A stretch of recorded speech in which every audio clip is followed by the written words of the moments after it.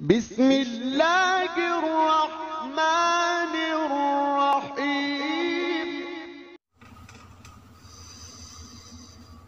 إذا الشمس كورت وإذا النجوم انكدرت وإذا الجبال سيرت وإذا العشار عطلت وإذا الوحوش حشرت وإذا البحار سجرت وإذا النفوس زوجت وإذا